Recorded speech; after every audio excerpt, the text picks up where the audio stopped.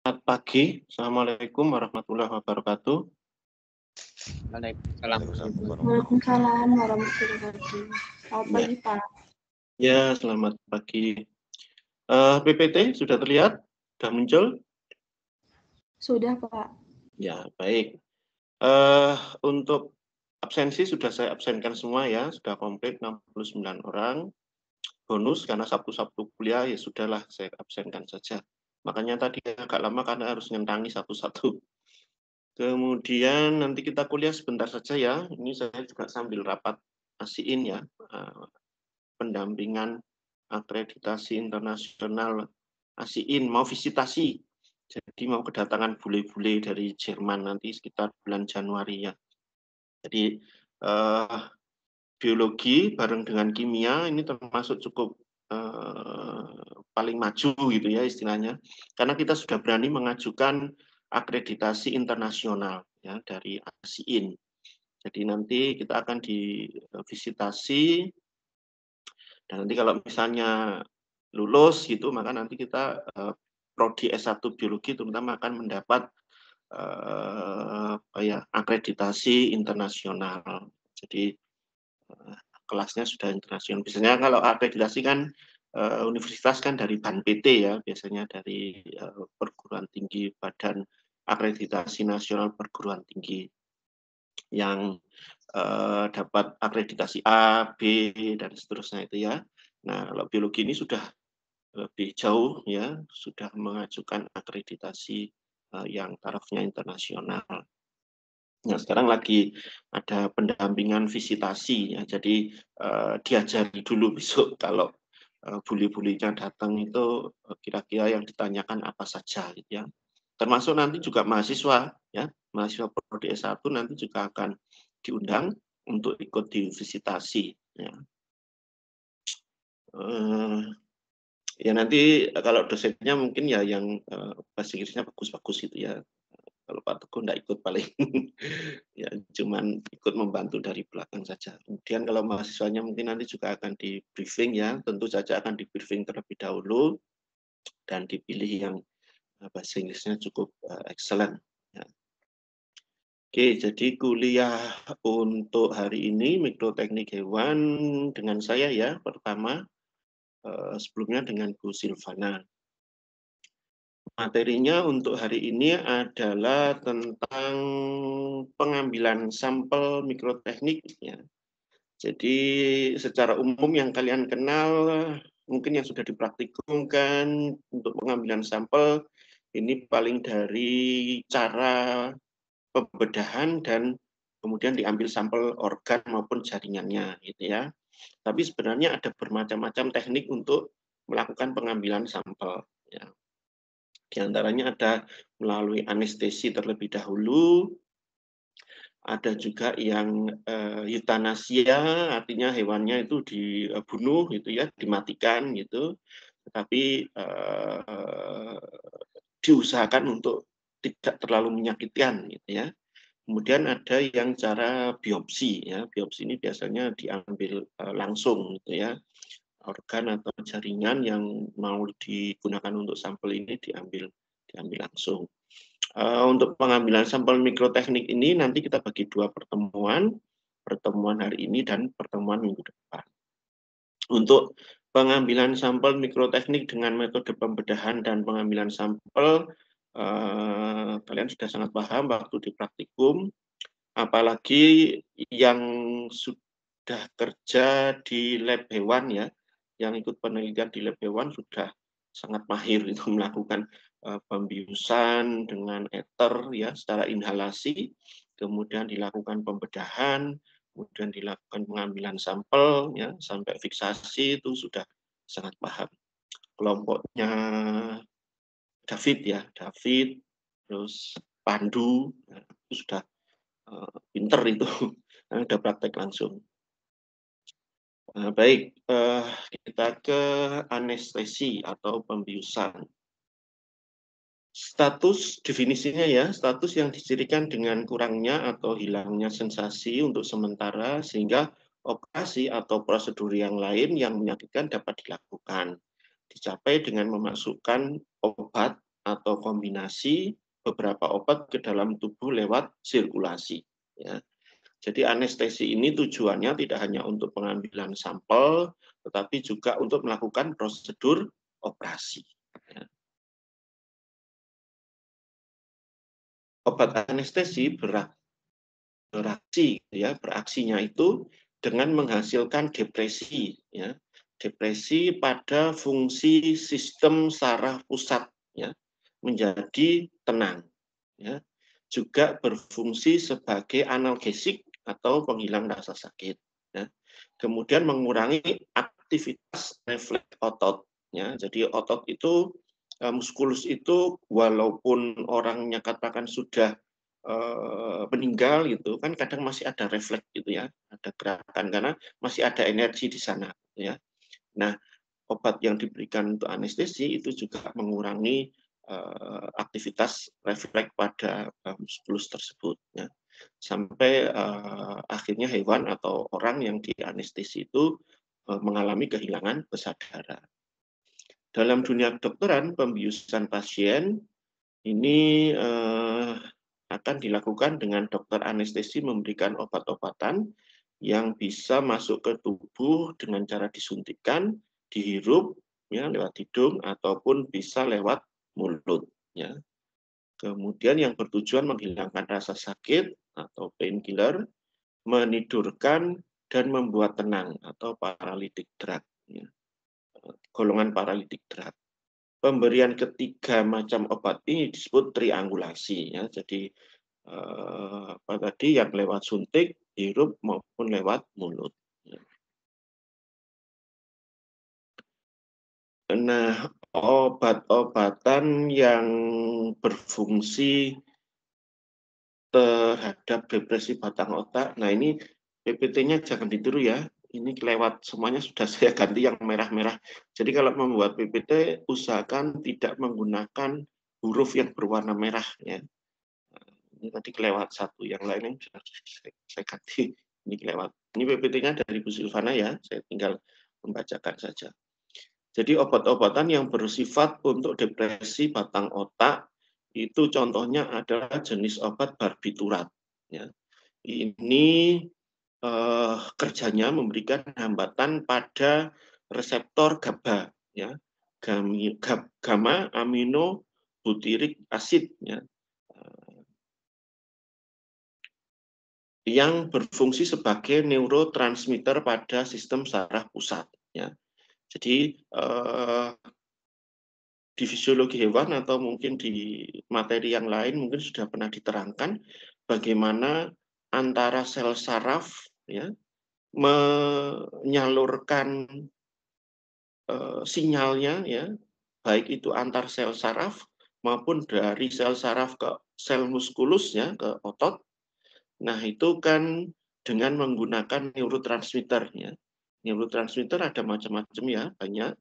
Salah satunya adalah GABA atau gamma aminobutyric acid ini. Nah, obat barbiturat ini menghambat, gitu ya, menghambat kerja dari neurotransmitter jenis gamma aminobutyric acid atau GABA ini. Ya. Dengan demikian maka transfer sinyal itu ditekan, ya, tidak bisa berjalan. Gitu, ya. Kemudian ada juga obat yang berjenis opioid, ya, kelompok opioid. Ini berikatan pada reseptor spesifik sistem saraf pusat, ya, atau SNC ya, sistem nervus sentral, ya, dan jaringan lain sehingga menghambat pada pelepasan asetilkolin. Nah, ini kalau barbiturat itu yang dihambat adalah neurotransmitter jenis GABA. Sedangkan kalau obat-obatan jenis opioid ini yang dihambat adalah neurotransmitter yang jenis asetilkolin. Nah.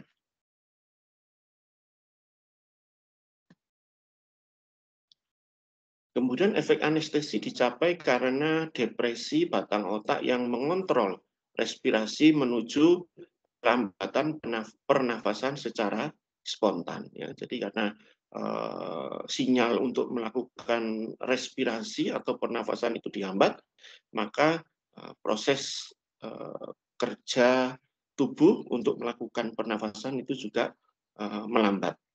Ya.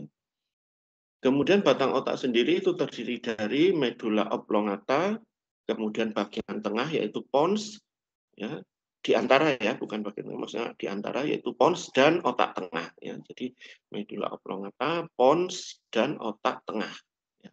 Medula oblongata ini merupakan pusat refleks otonom untuk homeostasis, ya, yaitu contohnya untuk bernafas, ya, jantung, ya, peredaran darah, ya, dan pencernaan, ya, yang pencernaan setelah kafum oris, ya, setelah di mulut itu kan terjadi secara otonom, ya. Nah, itu dikontrol oleh medula oblongata. Kemudian batang otak ini bertugas mengirim data dan kontrol aktivitas otomatis penting bagi kelangsungan hidup. Nah, ini ketika dianestesi itu sinyal datanya itu dihambat, gitu ya, sehingga aktivitas hidup seseorang atau hewan itu juga jadi diperlambat, gitu ya. Jadi jalurnya itu hewan normal. Nah, ini masih ada merah lagi, ya, tulisan merah lagi yang lewat. Nanti saya ganti, maaf ya. Ada hewan normal, kemudian diberi obat anestesi dosis rendah, dia menjadi tenang. Kemudian kalau diberi dosis efektif, ini dia terbius gitu ya. Nah, ini siap untuk diambil sampel maupun untuk dilakukan prosedur operasi. Dan kalau overdosis obatnya, nah itu bisa fatal ya, bisa menyebabkan kematian. Ya. Di semua obat-obatan yang berfungsi untuk anestesi itu ada dosisnya, ya, ada takarannya, tidak semau-maunya ya. Nah, kalau kebanyakan nanti bablas ya, pasiennya enggak jadi dioperasi tapi sudah bablas duluan, ya. Tuh kok masih banyak merahnya, ternyata masih banyak. Oke, kita lanjutkan. Untuk pembagiannya atau tahap-tahapnya, ya, itu untuk stadium efek setelah pemberian obat atau setelah diberlakukan anestesi, itu stadium analgesiknya. Ini penekanan fungsi korteks otak yang akan menimbulkan analgesik dan pelan-pelan berkurangnya kesadaran. Ya. Kemudian kalau sudah pada stadium selanjutnya, yaitu stadium eksitasi, ini karena adanya hambatan sentral yang lebih tinggi, akan meningkatkan aktivitas otak tengah, ya. Jadi dihambat, aktivitas otak tengahnya dihambat, berakibat hiperrefleksi, ya. Kadang-kadang muntah gitu ya, si pasiennya. Kemudian sekresi kelenjar, ya, dihambat, ya, kecepatan pernafasan tidak teratur, peningkatan tonus otot, ya, kemudian hilangnya kesadaran. Ya. Kemudian tahapan selanjutnya yaitu stadium toleransi. Nah, ini pada tahap stadium toleransi ini dilakukan prosedur operasi ya. Sentra sistem saraf pusat yang lebih dalam, batang otak, sumsum tulang belakang dilumpuhkan ya, rangsang refleks dan sekresi kelenjar masih ada, tonus otot rangka menurun ya, jadi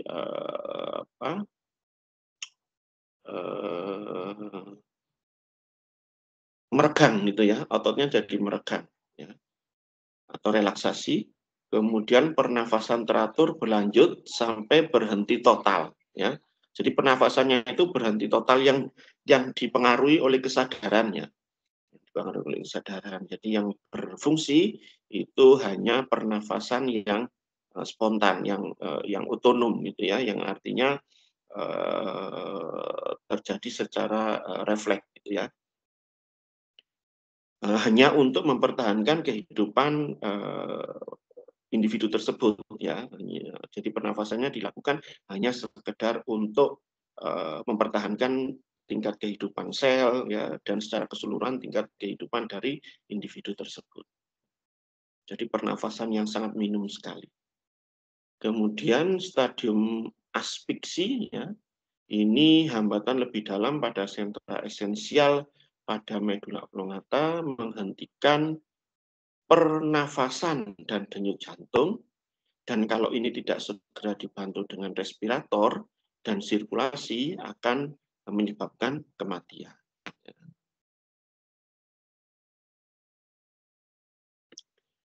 Kemudian ekspresi batas aman berbeda untuk dosis pembiusan dan dosis mematikan. Ya. Jadi seperti tadi, harus sangat diperhatikan dosis pemberian obat-obatan anestesi. Ya. Kemudian obat dengan batas aman rentang luas perlu dosis lebih banyak daripada obat dengan batas aman rentang rendah. Ya, ini artinya obat yang pengaruhnya keras gitu ya. Nah, itu harus sangat perlu dosis yang sedikit saja gitu, pengaruhnya sudah sangat luar biasa istilahnya ya, sudah sangat besar ya. Tapi obat batas aman yang rentangnya luas, nah itu mungkin diperlukan dosis yang lebih tinggi. Sedangkan untuk macam-macam anestesi sendiri, ini atau mungkin ini PPT-nya PPT yang lama ya. Yang tadi malam saya baca itu sudah saya ganti semua merah-merahnya, ini masih muncul lagi.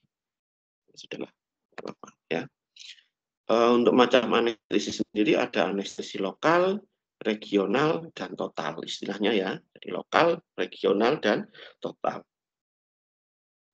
Kalau anestesi total itu lokal ya. Anestesi lokal, sadar tapi mati rasa lokal ya. Kalau untuk yang cowok-cowok, terutama yang muslim mungkin kalau di Hitan itu ya, nah itu kan lokal ya, biusnya lokal. Kemudian mungkin kalau mau cabut gigi ya, nah itu biusnya juga lokal ya. Kemudian kalau anestesi yang regional itu antara sadar dan tidak sadar ya. Mati rasa dengan area lebih luas misalnya adalah anestesi spinal. Nah, anestesi spinal ini adalah anestesi pinggang ke bawah ya. Nah, itu biasanya memang yang dianestesi itu bagian pinggang ke bawah gitu ya, sedangkan bagian pinggang ke atas itu sadar itu ya. Jadi bisa istilahnya melihat itu prosedur operasinya ya. Kemudian ada juga yang bius total ya. Bius total ini untuk kasus-kasus prosedur operasi yang cukup cukup berat gitu ya. Misalnya transplantasi ya. Transplantasi mungkin ginjal dan sebagainya ya. Nah, ini harus membutuhkan bius total ya.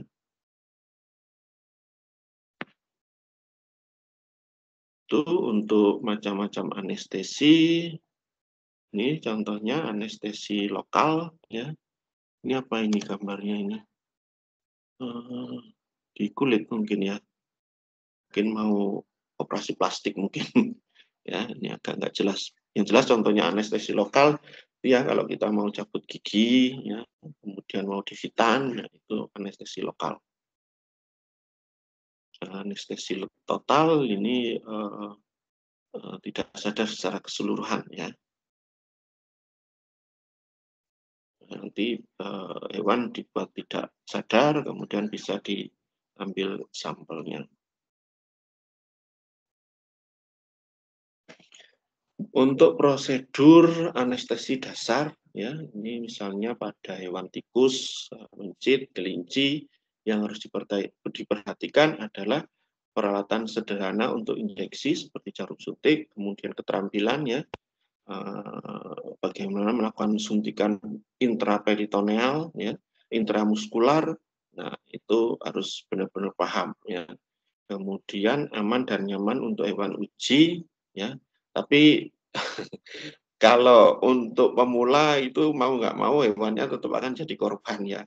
Kan orang yang ekspor itu awalnya juga dari orang yang pemula ya. Jadi mau nggak mau tetap hewan akan menjadi korban gitu ya, tetap sakit gitu ya. Tetapi diusahakan semaksimal mungkin agar tidak menyakiti hewan gitu ya. Jadi aman dan nyaman untuk hewan uji. Dianjurkan dengan obat anestesi rentang luas ya. Jadi dosisnya tidak terlalu tinggi. Kemudian aman untuk pekerja ya. Jadi obat-obatan yang digunakan untuk anestesi itu seperti ether itu kan juga lumayan berbahaya sebenarnya ya untuk operatornya itu ya, untuk kalian yang mungkin melakukan anestesi pada hewan gitu ya. Nah, itu sebaiknya lebih berhati-hati ya. Jadi untuk lebih aman digunakan obat-obatan yang jenisnya non volatil, non eksplosif dan non toksik. Ini kira-kira alat bedahnya seperti ini ya. Nah, ini kapasnya cukup banyak. Ini biasanya kalau anestesinya dari inhalasi, ini biasanya dikasih cairan ether.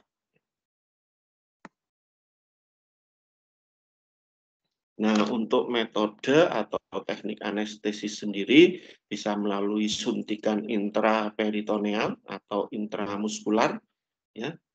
Ini obat yang digunakan adalah campuran fentanyl dan droperidol, bisa juga ketaminehidroklorida, ketamin hidroklorida, dan kombinasinya bisa juga menggunakan sodium pentobarbiton. Kemudian suntikan anestesi intravena pembuluh darah ini bisa menggunakan jenis obat barbiturat, ketamin, campuran fentanyl dan droperidol.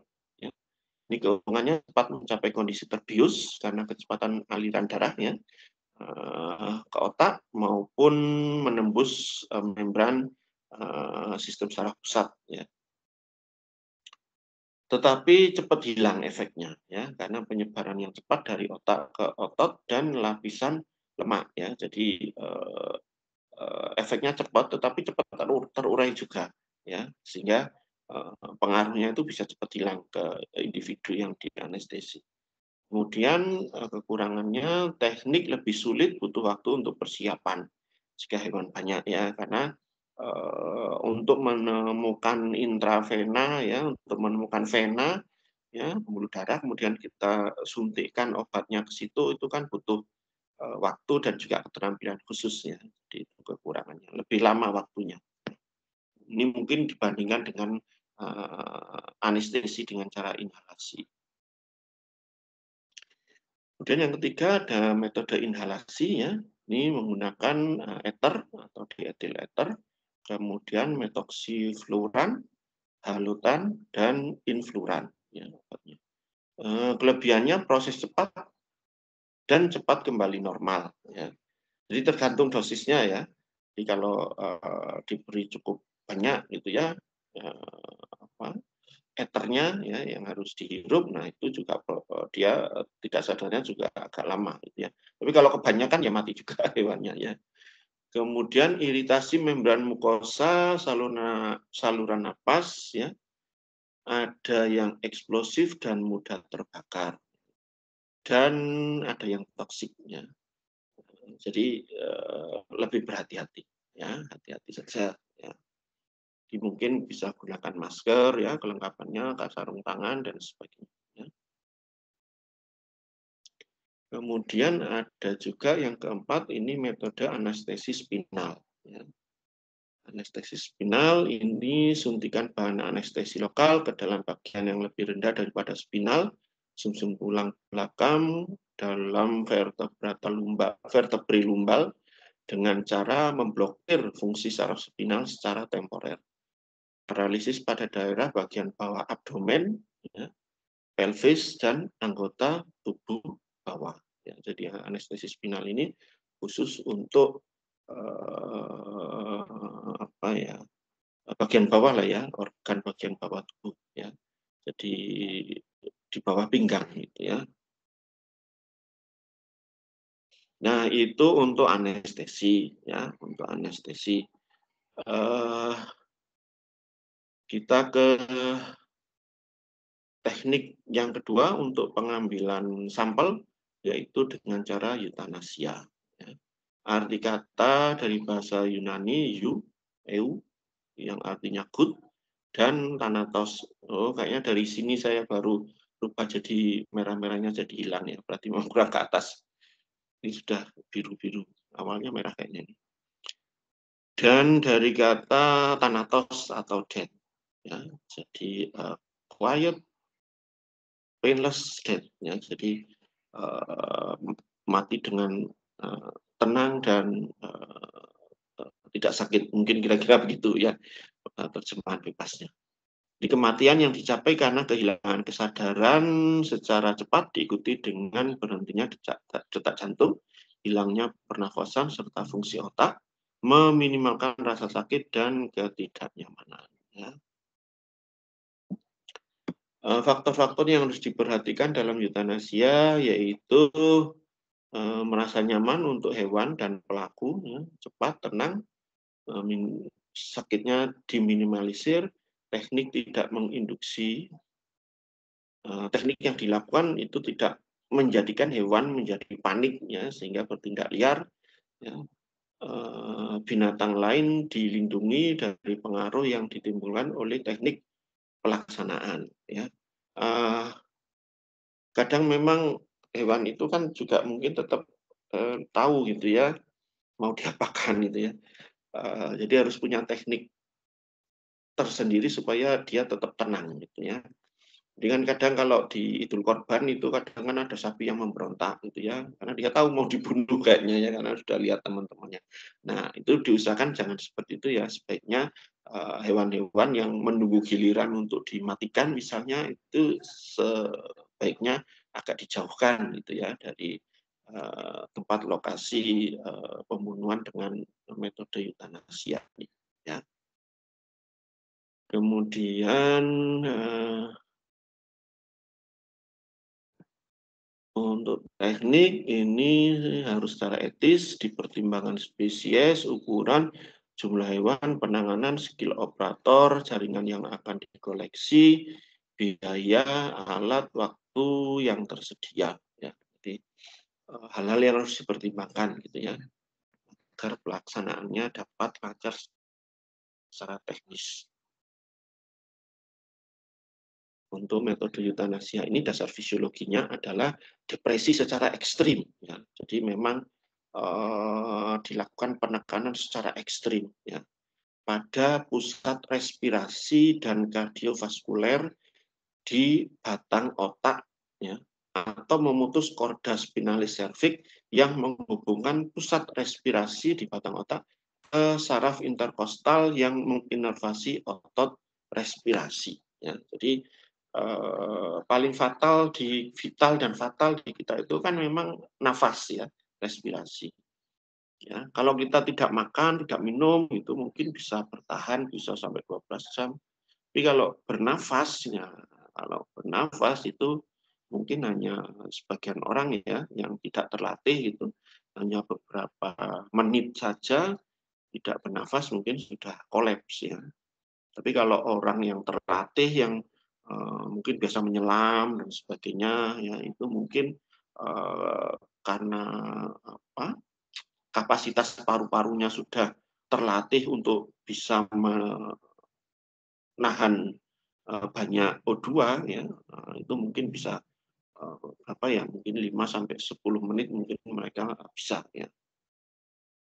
Tetapi secara umum untuk respirasi itu sangat-sangat vital ya. Jadi sebentar saja tidak butuh waktu terlalu lama, efeknya akan sangat fatal apabila respirasi ini dihambat. Ya. Nah, untuk metode eutanasia ini ada yang dilakukan secara fisik, ya, secara fisik. Ini caranya dengan dislokasi serviks, dislokasi serviks. Kok dislokasi serviks? Oh ya, serviks. Oh, ini maksudnya serviks leher ya. Jadi dislokasi leher, kemudian bisa juga dengan dekapitasi. Ya. Kemudian metode kemis, ya, ini bisa menggunakan suntikan sodium pentobarbiton dosis eutanasia. Ya, jadi kan bisa juga sodium barbiton ini, pentobarbiton ini digunakan untuk anestesi ya. Ada dosisnya tersendiri ya. Kalau mau digunakan untuk eutanasia berarti dosisnya mungkin ditingkatkan ya. Kemudian interkardiak dan intravena ini menggunakan ketamin hidroklorida.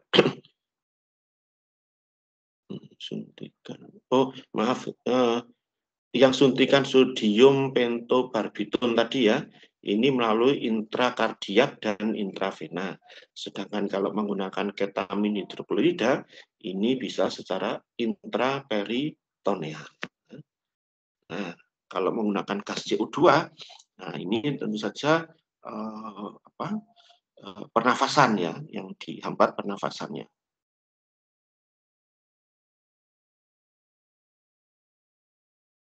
Kemudian bayangan tadi saya serviks itu ini ya leher rahim ya. Dan ini maksudnya leher dalam arti yang sebenarnya.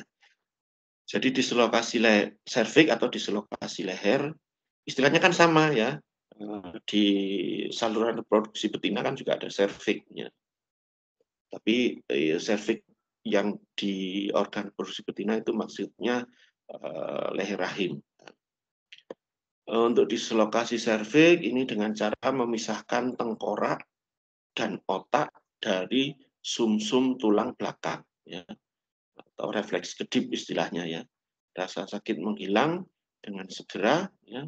Etika sebelum dislokasi dilakukan pembiusan ya untuk mencit dan tikus. Jadi dipegang ya dengan dua jari ya, dua jari, jari telunjuk dan jari tengah ya.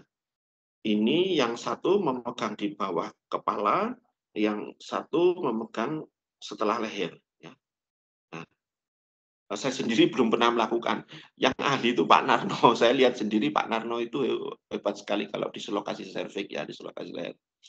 Nah, jadi dijepit ya, dijepit kepala bagian bawah, dijepit tangan kanan, tangan kiri maaf, kemudian di bawahnya sedikit ya, di bawahnya sedikit setelah leher itu dijepit dengan tangan kiri ya, tangan kanan ya betul ya. Jadi yang di bawah kepala itu pakai tangan kiri, yang di bawah leher pakai tangan kanan ya.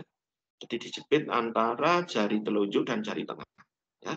Nah kemudian ditekan dan digerakkan ke arah jauh ya. Jadi seperti ditarik gitu lehernya, nah, seperti ditarik ya.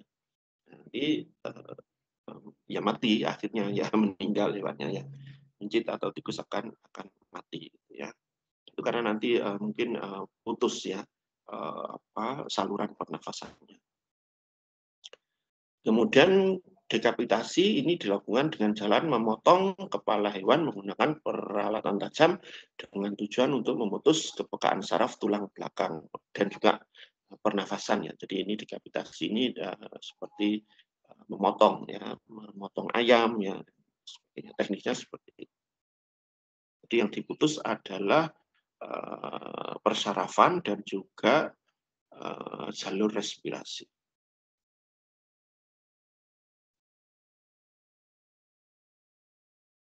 Kemudian ini contoh beberapa teknik fisik lain, misalnya stunning dan exsanguination atau removal blood. Ini melakukan tiupan atau decompression pada tulang tengkorak dengan tekanan yang cukup besar, perdarahan cerebral yang hebat sehingga merusak bagian tengah tengkorak agar hewan menjadi tidak sadar, diikuti dengan penyembelihan. Dekapitasi tadi itu menyembelih ya, menyembelih untuk mengeluarkan darah dengan memotong pembuluh darah utama di bagian leher.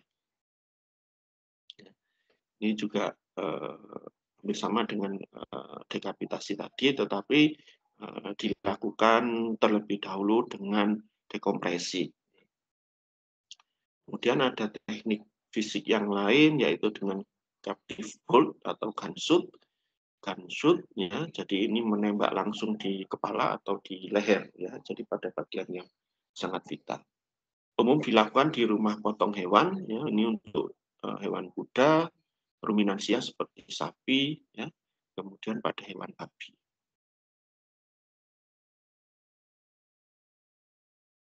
Kemudian bisa juga dengan pemberian aliran listrik atau electrocution, misalnya pada ikan, ya, jadi di strom gitu ya, reptil, atau bisa juga didinginkan. Oh, ini didinginkan ya, pemberian aliran listrik electrocution ini didinginkan. Jadi didinginkan sampai 4 derajat Celcius sebagai penyebab permulaan depresi. Ya. Untuk peternakan atau pemotongan ayam yang sudah internasional itu ayamnya kan dibuat tidak sadar dulu sebelum dipotong ya.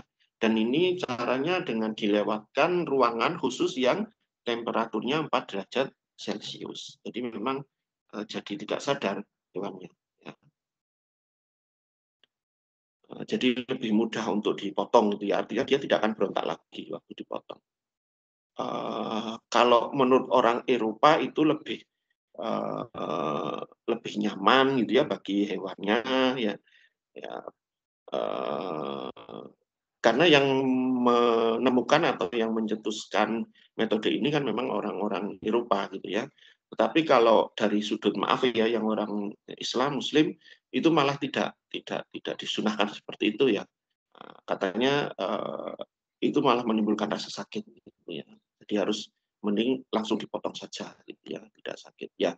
Uh, uh, apa namanya kajiannya yang mana silakan saya serahkan pada kalian ya, dari sisi agama atau dari sisi mungkin kalau orang barat kan dari mungkin ilmu ya, tapi ya silakan ya silakan, semua punya alasan sendiri-sendiri ya. Tetapi kalau dalam Islam saya tahu memang untuk memotong hewan itu tidak dianjurkan untuk membuatnya tidak sadar terlebih dahulu ya. Yang bagus itu langsung dipotong. Oke. Kemudian elektroda diletakkan pada telinga hewan, kemudian diberikan kejutan awal ya, depresi pada susunan saraf pusat ya. Kejutan kedua menyebabkan fibrilasi jantung sehingga merusak aliran darah oksigen ke otak ya. Ya, ini berarti beda ya dengan yang di ayam yang hanya dilewatkan di ruangan pendingin saja ya. Jadi ini memang didinginkan kemudian tetap diberi kejutan listrik ya. Jadi seperti itu di strom gitu ya untuk menyebabkan fibrilasi jantung ya atau untuk merusak aliran darah yang otak. Kemudian ada juga teknik fisik secara fisik dengan menggunakan pemaparan hewan dengan gelombang mikro ya. Nah, ini saya kurang paham gelombang mikronya seperti apa. Jadi mungkin merusak ini ya pendengaran sampai mungkin bisa sampai ke pembuluh darah dan sebagainya.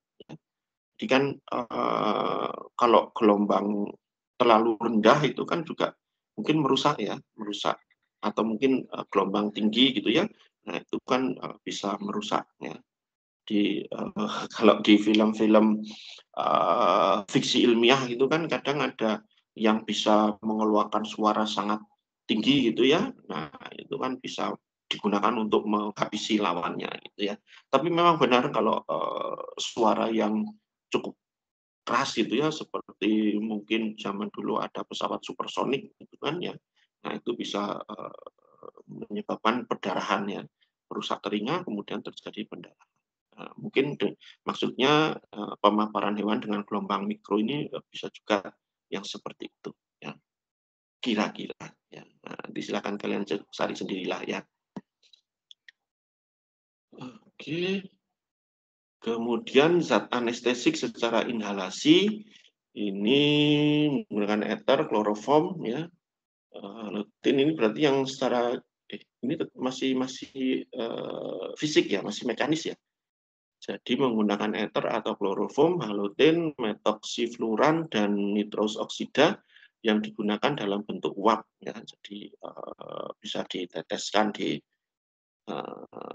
kapas gitu ya, kemudian dimasukkan ke dalam kotak tertutup ya, dan hewannya bisa dimasukkan ke kotak tersebut ya, nanti hewannya akan pingsan gitu ya. Penggunaan gas bersifat non anestetik bisa CO2, CO, sianida, CO2 maupun nitrogen. CO2% ini perubahan irreversibel pada HB, terjadi paralisis ya, melumpuhkan pada pusat respirasi dan jantung, hewan segera mati 3-5 menit kemudian ya. Kemudian CO2, oh ini sudah eutanasia kok ya, jadi berarti zat anestesik secara inhalasi ini dosisnya digunakan secara berlebih dan dalam waktu yang cukup lama ya, sehingga hewannya sampai mati ya. Bukan hanya tidak sadar tapi mati ya. Kemudian CO2 dalam bentuk gas di dalam kontainer, silinder atau es kering dalam bentuk padat ya. Hiperventilasi, napas berlebihan, berdisorientasi, meronta sempoyongan akhirnya jatuh ya. Jadi kalau kalian di dalam ruangan yang tidak ada O2-nya dan hanya ada CO2-nya, nah itu ya, tinggal nunggu waktu saja ya, dia akan terjadi kematian. Kemudian kloroform ya, ini hampir sama dengan ether, meniadakan efek hiperventilasi, efek dilatasi pembuluh darah otak, kolaps dalam 3-10 menit ya, ini pada kucing, kalau pada anjing sekitar 30 menit.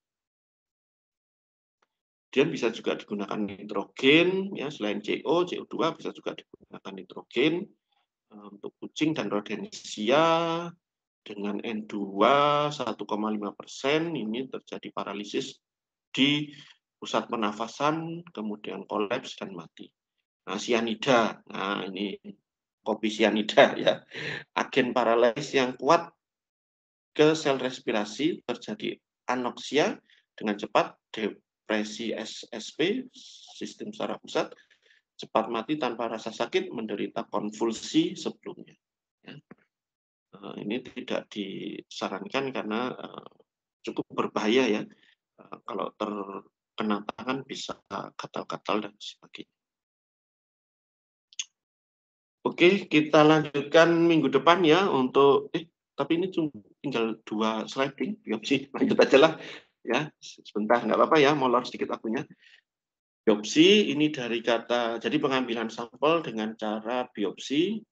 Ini bios dan opsis ya, biopsi dari kata bios dan opsis, yaitu hidup dan melihat. Ya. Jadi pengambilan dan pemeriksaan jaringan dari organisme hidup untuk menentukan diagnos. Ya. Umumnya biopsi dilakukan setelah tes atau pemeriksaan sebelumnya yang menemukan adanya jaringan yang abnormal di tubuh. Ya.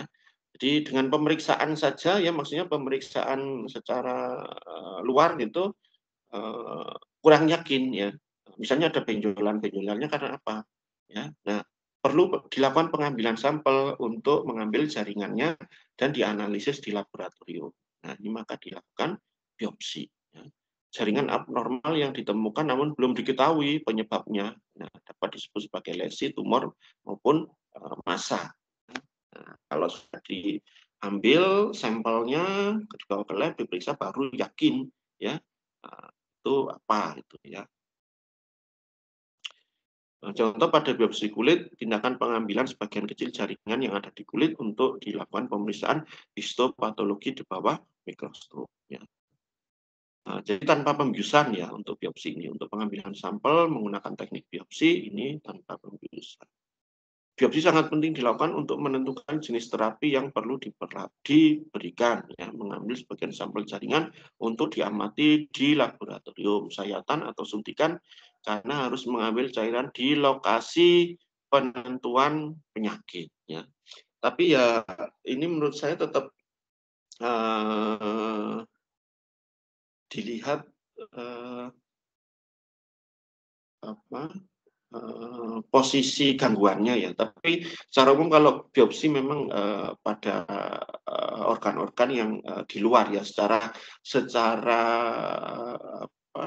teknis itu gampang untuk isolasinya atau pengambilan sampelnya. ya, tidak dilakukan di organ-organ dalam yang membutuhkan anestesi yang sakit sekali itu ya. Jadi biopsi ini biasanya dilakukan pada organ-organ yang berada di bagian luar tubuh. Sayatan, jadi biopsi ini merupakan sayatan ataupun suntikan karena harus mengambil cairan di lokasi penentuan penyakit. Oke, sudah selesai. Slide-nya sudah habis. Silahkan kalau ada yang mau didiskusikan.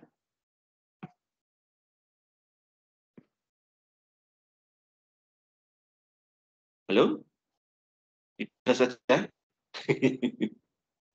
Silahkan, ada yang mau didiskusikan ya?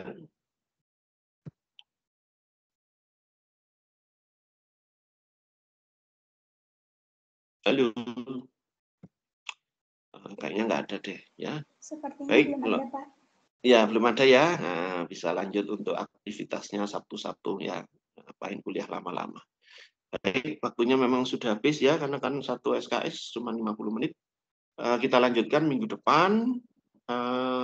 Berarti minggu depan sesuai jadwal ya, hari Rabu.